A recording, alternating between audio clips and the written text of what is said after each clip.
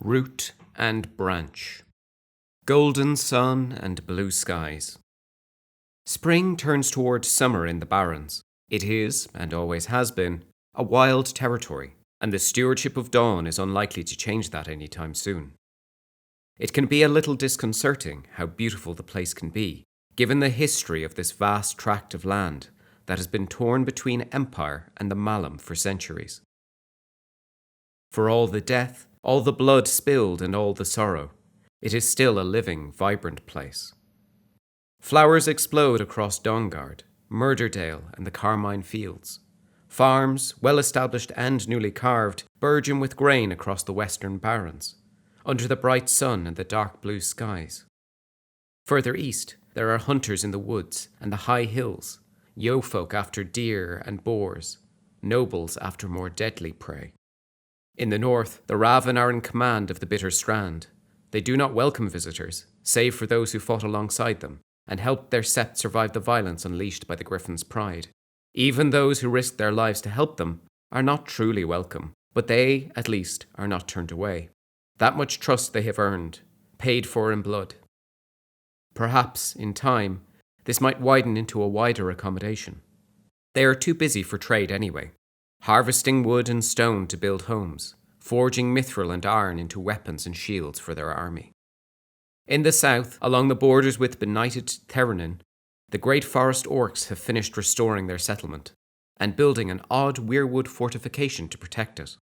By all accounts, they, and their Navarre allies, are preparing for the horror to come as the Valorn spreads through the Druge-controlled territory. There are Navarre spread across the Barrens now, establishing small settlements here and there near their orc allies or near the Last Battle Wayhouse in the Bleaks. The Karas do not welcome them, not even a little bit, and glare at their backs when they think they are not looking. Yet, for now at least, they restrict themselves to glares and the odd griping comments to anyone who will listen. They rarely come out and say it, but they seem to resent the Wayhouse more, perhaps, than they have ever openly resented the Dawnish conquest of their homes. In the east, Dawn keeps the garrison at Houndsgate well supplied and well stocked with arms and armour. The challenges of traversing the Bleaks and the untrod groves, in the absence of an easier route through the Bitter Strand, means that maintaining the connection between the East and the West Barrens can sometimes become a little tenuous. Not that anyone gives the 5 Imperial armies marching through the Barrens any trouble, of course. From the West. 5 armies, fresh from the revelry at the Golden Magician's Fair in Astolat, march through the Barrens. The Granite Pillar and the Eastern Sky lead the way, alongside the new mustered Lions of Adalmar. More controversially, both the Griffin's Pride and the Northern Eagle are here. The last time the Varushkin army was here, it was to destroy the Montanians. The last time the Pride were here, well, everyone knows that story, no doubt. Not that there is any trouble. Why would there be, with the Raven safely at Bitter Strand, and the great forest orcs in their new homes? But their presence is a reminder of the past. It can be difficult to shake off the clinging shadow of your past. Most of the denizens of the Barrens that the armies see are Karas orcs, and not even that many of those. Neither the untrod groves nor the Bleaks are particularly hospitable. These are wild woodlands where entire armies could get lost and never be seen again.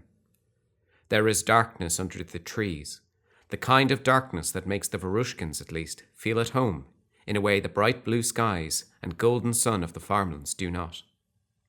Yet those shadows cannot hope to hold much menace, not with the other force that marches through the Barrens with the Empire. Here we do not talk of Imperial captains, though there are more than enough of them, mostly fighting with the Northern Eagle, but with the shining knights of the Summer Realm. True to her words, the Lady of Penance has sent her finest warriors to battle beside the armies of the Empire, who took part in the grand tourneys and feasting in Astolat last season. More than 10,000 knights called from the fields of glory to accompany Imperial soldiers into the Malum. While many knights have fought alongside the Empire in the recent past, this season Eleonaris sends 5 of her lords of the Penance and their cohorts to fight with the Empire. Some of the Imperial armies have history with these particular nobles. The Eastern Sky are reunited with the heroes under the command of Dindrain, the proud, feather-browed war witch with a staff of adamant. Sarah Gaspar, wrapped in her great white bearskin cloak over her crimson plate, once again joins the Northern Eagle, her proud golden-eyed Shlochta, ready to lock their unbreakable shields into a bulwark of adamant against the cruel spears and barbed arrows of the Druj. For their very first battle, the Lions of Edelmar are joined by Lady Moriamis, a golden-eyed warrior poet and a cohort of war singers, inspiring their fellow knights with both their words and their deeds to acts of heroism and glory, even in the face of the grim realities of war against the Druj. With the granite pillar, the rune-armoured hammersmiths of the Herald Elodian, whose discipline matches that of the highborn soldiers, and whose thunderous hammer blows sent any foe foolish enough to come within their reach sprawling back into the mud. Few rise again, and with the Griffin's pride marches Kor, the lion-maned warlord in scarlet armour, with his battalion of swift-footed knights with the lower bodies of great cats. All told, 10,000 knights of glory, who despise the cowardly, treacherous Druj even more than the Empire does. The armies, mortal and eldritch alike, stop briefly at the last battle wayhouse.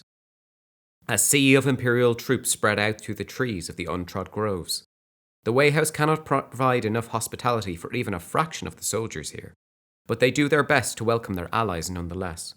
Campfires burn like earthbound stars through the woods, and if the Karass are unhappy about it, they keep their concerns to themselves. Perhaps just as well. The lords of Elianaris' court seem to have little affection for the orcs of the dense forest. 2 days they remain here, before starting to move again. This time, they are accompanied by a dozen landwise Navarre pathfinders from the last battle striding. They have made it their business to get to know the border between the Barrens and Sarengrave, to scout out the best places to cross over into the Newstack Forest and the Turan Flats. The latter is the target of the Imperial March, and as the sun rises on the last day of spring, the host of the Empire enter the Malum. Those already there. There are, of course, already Imperial forces in the Sarengrave, but they are far away from the Turan Flats. At the start of the year, 4 Imperial armies, the Citadel Guard, the Winter Sun, the Towerjacks, and the Golden Axe, marched up through the night-haunted forests of Lustry and into Bloodwater Marsh. They faced down the Druj armies here to lick their wounds and resupply. As the year grew older, they pressed further north to the shores of the Feverwater, pushing the Druj defenders back step by step. Almost immediately after the spring equinox, the Towerjacks quit Sarengrave, retracing their steps beneath the Stork's Gaze into Zenith proper, and from there into Morrow. They have their tools with them, ready to help their allies complete the citadel they are building in Peregro. Along the shore of some of the hot springs, the Towerjacks meet the Navarre of the Quiet Steppe, who have come down from Rykos at the command of the throne to join the fight in Sarengrave. The mud-splattered soldiers of the League spend a night camped alongside the Thorns of Navarre, sharing news of the campaign against the Druj on one hand, and that of the Empire on the other, one leaving the Malum to recover in Morrow, the other leaving the Empire to fight in Sarengrave. They make good time, the Quiet Steppe barely pausing on their long hike through Lustry to the edges of the Bloodwater Marsh. And if their hearts yearn to look upon Theranin instead, well, hearts can be silenced, and every Navarre knows the value of sacrifice. Dark clouds. Summer in Sarengrave, and the heat swiftly makes anything it touches sticky and unpleasant. Some mud dries, cracking like old tiles. Some thickens into a gluttonous quagmire that seems eager to suck an unsuspecting boot from a foot, or in some cases, to swallow an unwary traveller whole. When the golden sun is at its highest, even the wasps and biting flies seem too tired to fly and sting and bite. Those baking hours provide little respite, though. Supplies of clean water run low, and if not for the rivers of life sending health and healing throughout the entire territory, it might prove a challenge for the soldiers of the Empire to quench their thirsts and clear the sweat from their eyes. In a way, the brightness is at odds with the Druj miasma that smothers the Sarengrave. Those who've never encountered it before are particularly unprepared. When unspoken dread suddenly ambushed a soldier walking along a darkened path in the forest of Ulnak, it is half expected. When existential terror surges through someone under cloudless cerulean skies in the middle of the day, with the golden sun shining, that's a different matter. The Knights of Glory, as they have several times before, are often on hand with a reassuring pat on the shoulder, or a rousing comment about the death of the Druj. but even their presence only helps muffle the symptoms. At night, when the temperature is barely any cooler and the nocturnal beasts of the marshes and the forest come out to feast on the blood of Imperial soldiers, it is not uncommon to hear sobs, or a voice quietly praying that the paragons make this campaign swift, and sometimes perhaps that voice is your own. Bloodwater Marsh. At the start of the year, 3 Imperial armies swept through the woodlands of Lustri, out of Urizen and into the Malum. They faced down the forces of the Druj, and slowly but surely made headway towards conquering the Bloodwater Marshes. As the year grows older, they continue to press against the barbarian forces in the Sarengrave. They too are bolstered by cohorts of golden knights from the Fields of Glory, another 6,000 knights in gold and scarlet armour, eager to fight the orcs of the Malum and their twisted allies. They are still joined in battle against the Hidden Widow, the Red Lizard and the White Lion. The latter are clearly taking the lead in defending Sarengrave. The banners of the Pale Ant hang over the defenders, perhaps the most disciplined of the Druj armies. It almost seems at some points that along with the garrison of the Towers of the Skink, they are holding the line against the Empire all by themselves. It's an illusion, though.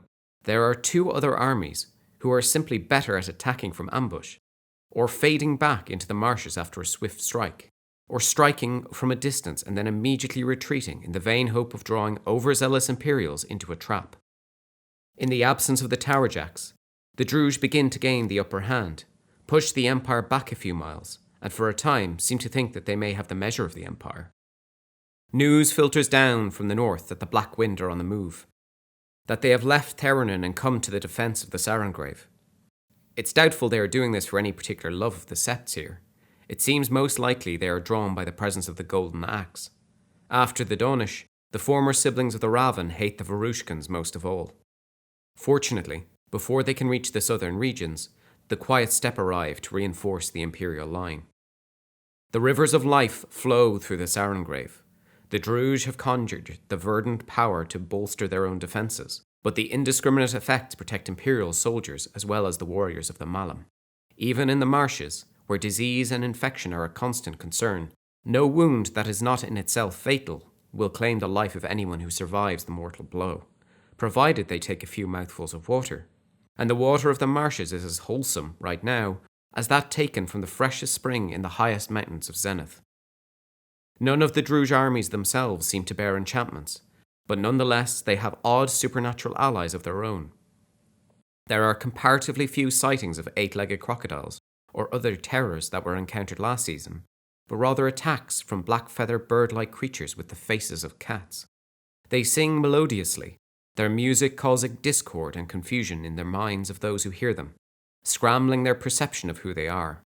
Fortunately, both those crowned with horns by the Autumn Realm prove remarkably resistant to this torturous music, and the orcs of the Winter Sun prove equally capable of ignoring the confusion that might otherwise cause them to fail their allies. The feathered beasts soon learn to fear the arrows loosed from Imperial bows. It is clear to the Citadel Guard that there is some powerful conjured ward of night magic somewhere in the territory, something like those misty forts the Empire borrows from the Brother of Wizards from time to time. All they can say with certainty is that it is not here in Bloodwater Marsh. Nor is it the only such magical structure, and that causes a little confusion of its own when the effects become clear. There is a wooden fastness in the New Estak forest, it seems, yet it is not aiding the Druj, nor, for that matter, is it aiding the Empire. Instead, it seems to serve as a stronghold of an unknown number of allies of the Shacklebreaker, that spring eternal who teaches the lost to hide, and the scared to run, and the furious to fight. If the Citadel Guard know more about its presence, and some of the Urizen magicians allow themselves a certain self-possessed smile when the matter is raised, as of one who knows that they have done a difficult thing well, they do not elaborate. But we'll come to that later, perhaps. The Shears of Fate. The battle in the south is almost balanced, between the Druj armies and the garrison of their great fortress and their conjured fort, and the 4 Imperial armies and the summoned knights. The defenders of the Malum may even have the upper hand, especially as their tactics favour defence, more than the Empire's more cautious tactics favour conquest. Bolstered by the Black Wind, it seems that they might not only deny the Imperial advance, but also drive them back a step or 12. Then the rest of the Empire attacks the Turan Flats, and everything changes. Changes completely. The Druj orcs are suddenly caught between the mountains and a sea of Imperial steel. 5 fresh armies, 10,000 Knights of Glory, pushing into the Turan Flats and the Druj defences focused in the south. The Black Wind immediately abandoned the defence of the Bloodwater Marsh, racing north to face the Griffin's Pride in the eastern sky. They take half the garrison of the Tower of the Skink with them, and most of the healers and apothecaries of the Red Lizard. That leaves the White Line, whose disciplined defence is proving quite effective, and the Hidden Widow, who, for a change, are more focused on slowing and diverting the Empire than they are on poisoning them. The Druj are vicious when cornered, but they are also outnumbered and outplayed. The intelligence gathered by the last battle striding and the support of the Wayhouse and the Navarre makes all the difference in the Turan Flats. By the time the Black Wind and the garrison of the tower are in position to try and slow them, they are already laying siege to the settlements of Turan. The notorious cruel het of the banded snakes who rule there, Traka, known for his insatiable hunger for tormenting imperial prisoners, rallies the warriors of his sept. Unfortunately, the majority of his warriors fight under the banner of the Hidden Snake, and they are far from the marshes of Sarangrave right now. Yet Turan is by no means defenceless. A cadre of tortured souls are bound to Traka, it seems. Former heroes of Dawn and Urizen, taken by the Druj and twisted into monstrous unliving warriors, whose love for their imperial siblings has been transformed into the darkest hate. They do not stay dead, and their former prowess now serves the dark will of the het. When they arrive, the garrison of the tower bolsters the defence of Turan, but the Black Wind are more interested in trying to kill as many Dawnish warriors as they can, and the healing power of spring that flows through the territory must be particularly frustrating to them. Just as frustrating, no doubt, is the presence of the Lions of Edelmar. The army is untested, and has been hurled into the hurricane, indeed, with its first campaign being in the Malum. Yet they are stalwart, standing strong against the threat of the Druj and the terrible miasma that hangs over Sarangrave.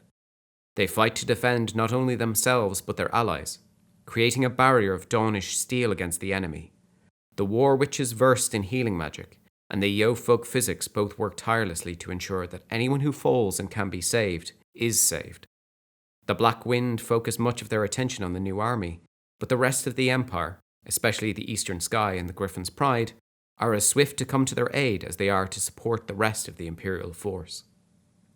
The fighting is bloody, even in spite of the spring healing, but in the end, Turan falls to the Empire. The banded snake are forced to scatter, some to their holdings in the strangely enchanted Nessustak forest, others to their dubious sanctuary of the marsh lizard sept, or the Gulai of the Palace of the Sleepers. Across the river, into the woods. The northern force doesn't delay. As soon as they have secured Turan, they begin to plan the crossing of the slow-moving river that flows south through Bendal to the Feverwater. The Druj have built no bridges, preferring to rely on boats and rafts, it appears. The Empire secures as many of the Turan boats as they can, but they have also made their own preparations. After all, they knew they would need to cross the river, and so wagon loads of lumber gathered in the barrens and collected in Astalot are broken out.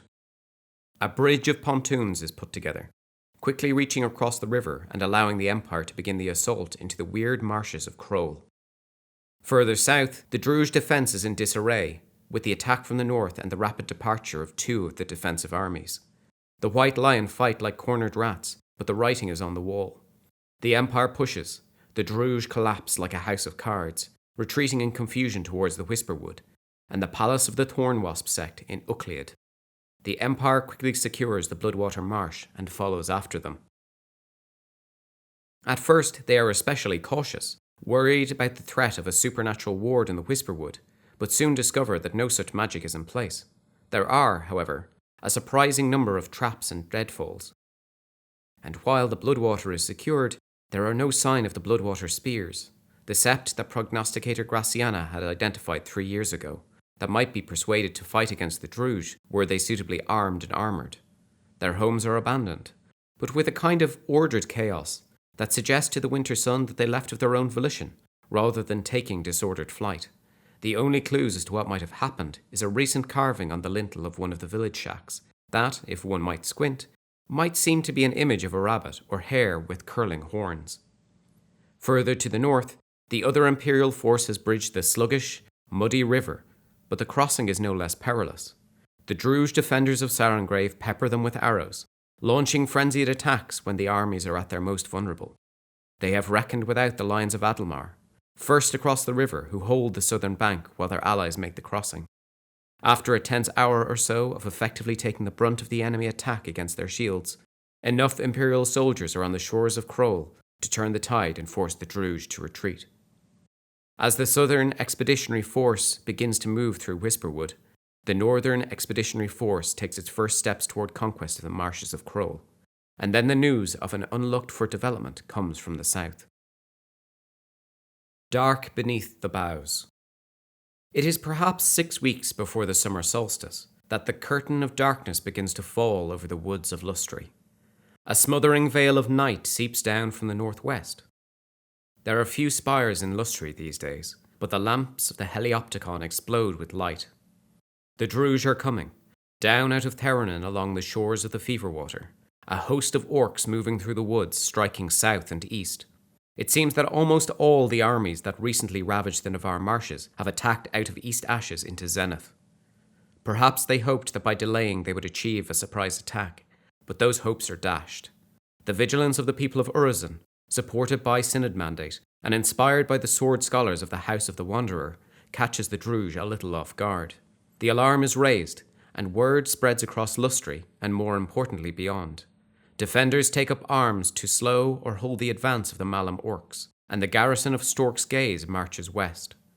Yet almost from the start, the Urizen are forced to retreat. The size of the force arrayed against them is simply too great. The defence very nearly ends in disaster before it even gets started. A second force of Druge, the bulk of those under the banners of the Hunting Scorpion, have claimed boats from the docks at Feverwater. Supplemented with hastily constructed rafts, the orcs of the Malum seek to trap the soldiers protecting Zenith between them in a terrible pincer movement. There is just enough warning from the vigilant patrols. A single sighting of a boat moving stealthily to shore swiftly communicated to the sentinels of the Gaze, and many of the soldiers marching from Stork's Gaze are able to react swiftly enough to pull south. Sadly, several hundred are still taken by surprise and mercilessly butchered by the warriors of that displaced Amber Scorpion Sept, who once held Ossium in their cruel grip. Sometimes the Druge act carefully, with subtle malice. This is not one of those times. The Druge waste no time at all, an overwhelming assault against the northeastern Urizen territory they once held. With the Thornborn at the head under their brambled banners, they quickly spread word throughout the woods. They seem less interested in securing the spires here than they are in launching an assault against the fortification that watches the borders with Sarengrave. But any spires that fall into their hands, any that are not hidden away with night magic, are swiftly, brutally smashed apart. The sentinels of Stork's Gaze rally with the virtuous defenders, a desperate fight to hold the borders against the Druge. They hold for 3 days. The last Heliopticon message from the fortifications is a simple, "Remember us." The Stork's Gaze burns, yet those brave sentinels do not die alone. One of the copper spiders of the City of Bridges escapes the destruction and speaks of the courage of the garrison, of the forest around the fortress scattered hip-deep in the bodies of the Druge before the gates were breached and the towers broken. With the fortification broken, the Druge army split into 2 forces. The first, largest force, with the Thornborn at their head, spread out through Lustry to deal with the remaining defenders and finish claiming the region for themselves. They are met at every turn by battle mages and warriors and magicians from further south. They eventually claim the region, but they must fight every step, and thanks to the perseverance, to the watchfulness of the Urizen, the invasion is almost entirely contained in Lustry. The second, smaller group of invading orcs remain in the ruins of Stork's Gaze to ensure that the border with Sarengrave remains strong. Reports suggest the tainted basilisk are here, something that should be enough to raise concern against any Imperial strategist. The Druge are free to rain curses or raise defences of their own across Zenith again.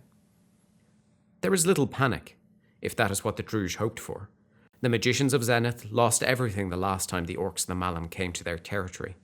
They will not be laid low so easily again, whatever vile sorcery the corrupt Gulai of the tainted basilisk might be planning. Desperation. The four armies in the south are now cut off from the rest of the Empire by Druge to the south and east, Valorn to the north, and the hungry Feverwater Lake to the west. When the news of their predicament finally reaches them, it adds a new desperation to the fighting in the Whisperwood, a new urgency to join the fight with the northern forces. In the north, the news likewise inspires the other Imperial armies to push forward into the eerie marshes of Kroll.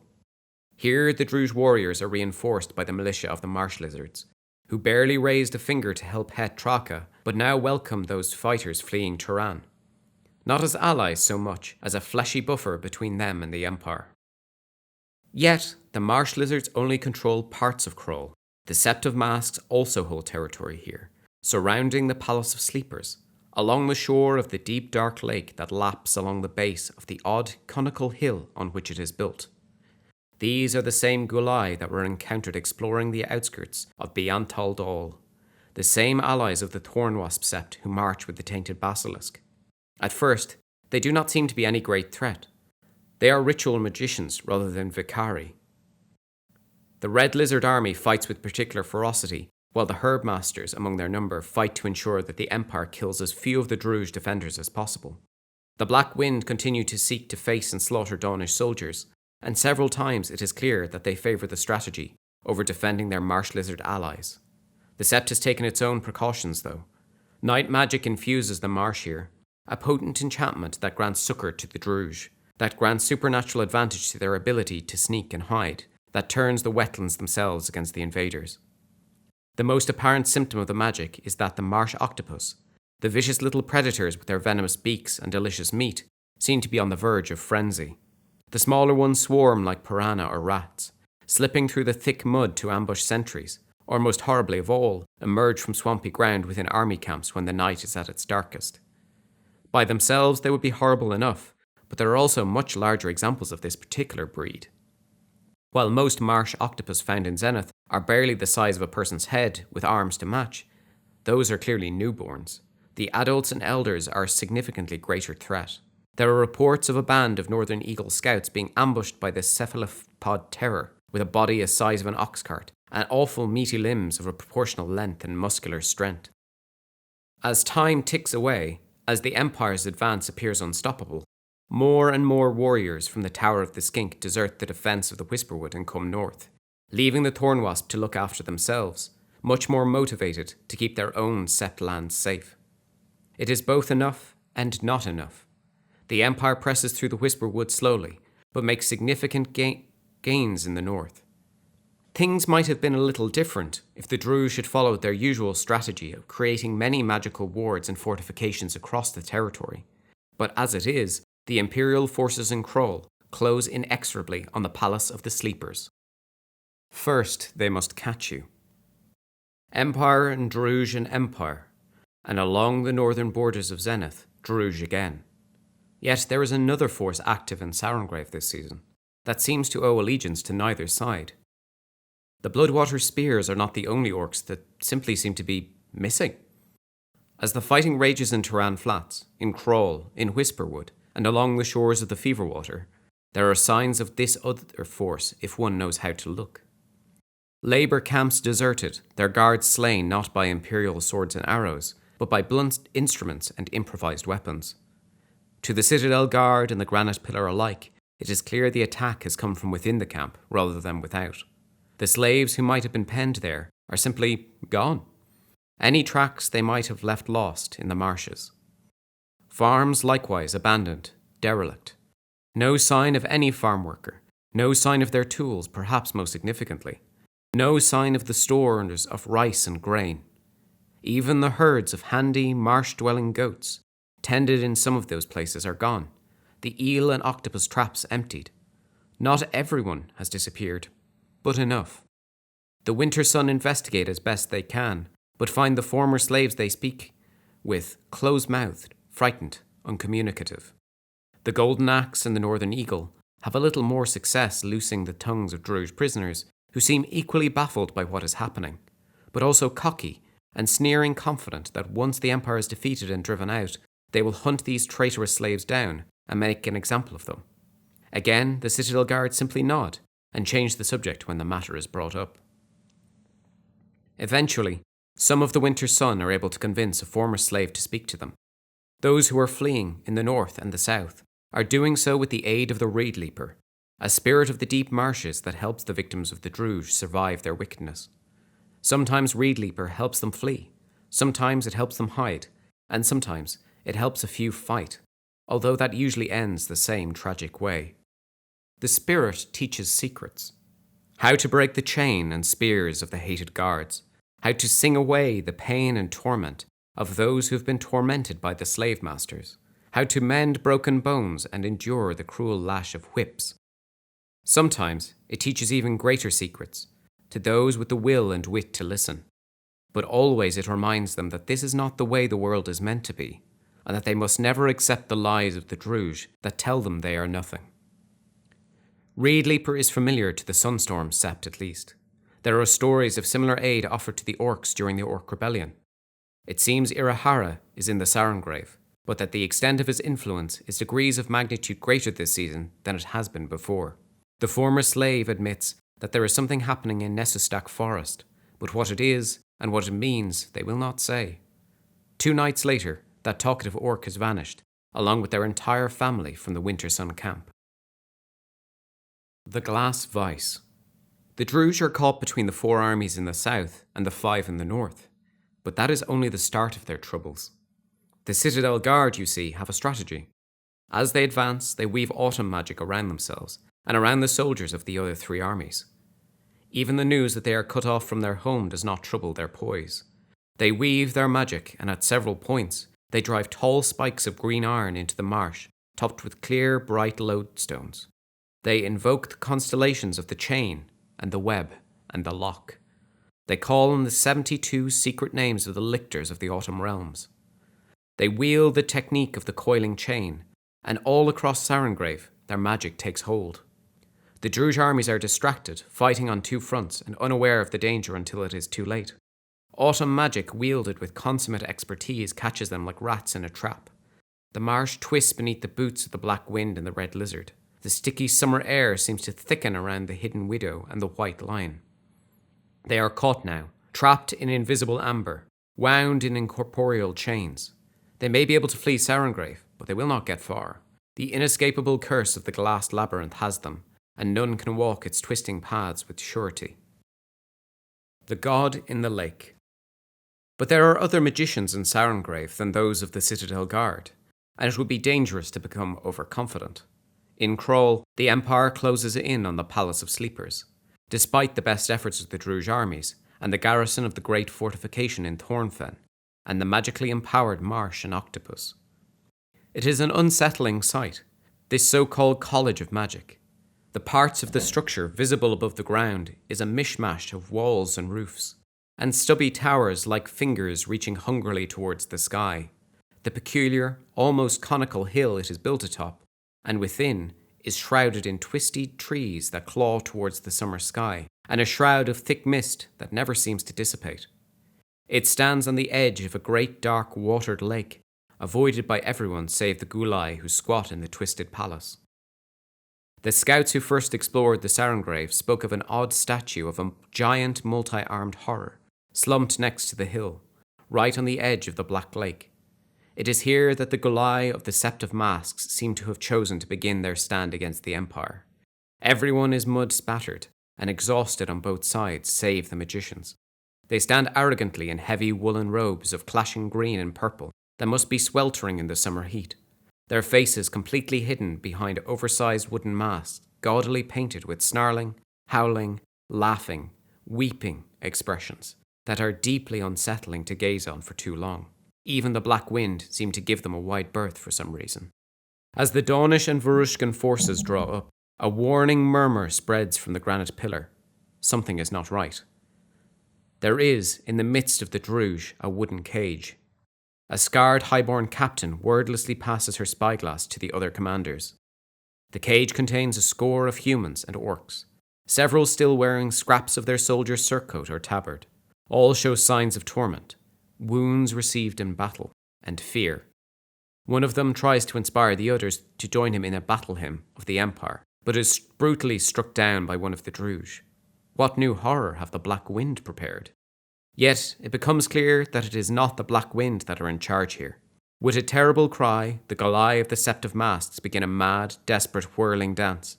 Ripples of uncertainty go through the Imperial ranks, and the orders are swiftly given to cautiously advance.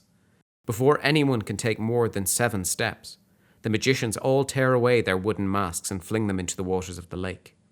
Beneath, they wear a second mask, a much tighter mask of mottled green that fits more snugly to their heads, fringed with drooping tentacles, and a single yellow painted eye in the middle of their foreheads. "Yakrol," they cry, "come to us, O you god of the lake. Feed upon those who would invade your home and slaughter your children." At this sign, the cage full of Imperial captives is pushed unceremoniously into the lake. It sinks mercifully swiftly, but it is certain that those poor people contained within are drowned before the Empire's soldiers can do much but voice their fury and outrage.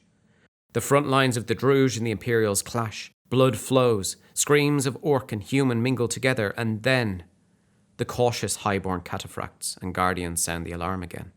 Something is rising in the great black lake. The waters surge upwards, breaking their banks and washing knee-deep against the shores. The Druge begin to fall back. Swiftly, clearly something they had planned. Something is rising in the waters. At first it seems to be a small island, or perhaps a ship, upside down, breaching the surface and bobbing. But it continues to rise, out of the waves, up into the sky. It is immense, its size hard to grasp. A behemoth that surely could not have fit within even the depths of this great lake. A single, baleful, impossible eye stares down at the soldiers beneath that conical hill in the shadow of that college of magic. A great rounded bulk, water sleeting down its sides, the eye burning with hate and hunger. The alarm has been sounded just in time. The Imperial's strategy defensive and careful, and most of the soldiers are able to react swiftly enough to avoid the 2 immense arms, tens of feet long, that rise from the water and sweep across the banks of the nameless lake, scattering sticky dark venom in their wake. 3, 4, 6 more shorter arms rip through the air, and this unspeakable horror, this titanic one-eyed marsh octopus, unleashes a roar from its hidden maw that shakes the ground. There is no fighting this creature. If it is a creature, it is real, certainly not some kind of glamour. Even the armies of the Malam give it a wide berth. Only the Sept of Masts seem prepared to risk its terrible attention. It cannot leave the lake, thank the Paragons. Unlike its tiny kin, it does not seem to have the power to move through the marsh mud. Retreat is the only option. But that does not stop some of the Daunish taking a stand, egged on by the Knights of Summer, striking at its huge muscular arms, launching a surprise attack of their own against the Druge magicians, and while most of them die in the process, there can be little doubt they die gloriously. The terrible booming foghorn roar of the god of the lake, the immense octopus from who the hell knows where, continues to echo across the marshes of Kroll, and then it is the summer solstice. Game information. Sarengrave. There are 2 Imperial forces and 1 Druge force in Sarengrave. The Empire controls Turan Flats and Bloodwater Marsh. The Druge control the rest of the territory, apart from Bendol. The territory has been under the effects of rivers of life, and there were 2 magical forts conjured there, but only one seems to have supported the Druge. The Druge armies have been caught by the glass labyrinth, reducing their ability to move. Of the armies fighting in Sarengrave, only the Northern Eagle provided shares of the Imperial Geradon. There are 2 separate Imperial forces in the Sarengrave. The Southern force, made up of the Citadel Guard, Winter Sun, Golden Axe, and Quiet Step, have conquered the Bloodwater Marshes and are perhaps halfway towards taking the Whisperwood and the Weirwood Grove there. They struggled a little with the Druge miasma that made it harder to claim territory here. They are in serious difficulty due to the invasion of Zenith. The Northern force, made up of the Griffin's Pride, Eastern Sky, Lions of Adelmar, Northern Eagle, and Granite Pillar, have claimed Turan Flats, are just over 4/5 of the way towards taking the region of Kroll. The only significant structure remaining outside their control is the Palace of the Sleepers. They benefited from the under-threat quality provided by the last battle Wayhouse in the Barrens, but they also found it a little more difficult to conquer territory due to the presence of the powerful Druge miasma. The Druge armies are caught between them and have been ensnared in the glass labyrinth. Even if they can break through the Imperial lines, they cannot move more than one territory in the coming season. There were, by all accounts, 2 magical forts in Sarengrave, one raised by the Druj in Kroll, the one of unknown provenance in Nessustak Forest. That latter ward appears to have aided neither side in the Battle of Sarengrave, and is very much not clear what was going on with it. Zenith. The Druj have claimed Lustri and destroyed the fortification of Stork's Gaze. They were unable to make much additional headway due to the virtuous resistance of the people of Zenith. Their control of Lustri cuts the Imperial armies in southern Sarengrave off from their supply lines.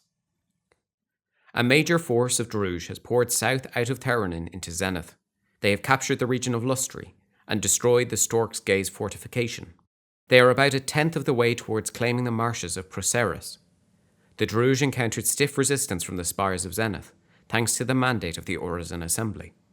The Tainted Basilisk are believed to be in Lustri, the magic army able to focus rituals into the territory. God in the Lake. Shortly before the summer solstice, the Golai of the Sept of Masks have called up a behemoth marsh octopus from the lake below the Palace of the Sleeper. It is not clear what the thing is, what its capabilities are, or what its presages for the battle in the Sarengrave. In response to the Imperial invasion of Kroll, the Golai of the Sept of Masks have roused something big and horrible in the lake below their College of Magic. The soldiers on the ground have not had much time to do anything other than retreat quickly, but it appears to be an immense one-eyed marsh octopus that is almost certainly not an inhabitant of the mortal world.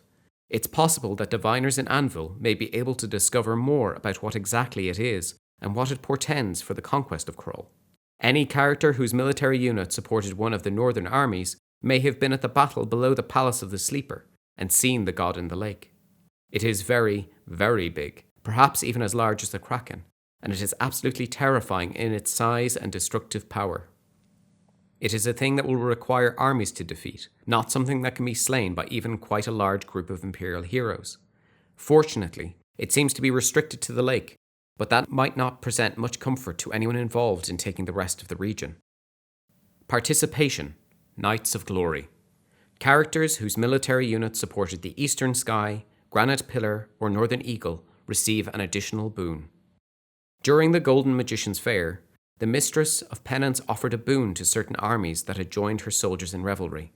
Any character whose military unit supported the Eastern Sky, Granite Pillar, or Northern Eagle receives a single golden apple that Eleonaris hopes will help encourage their captains to seek an enchantment for themselves or the soldiers under their command.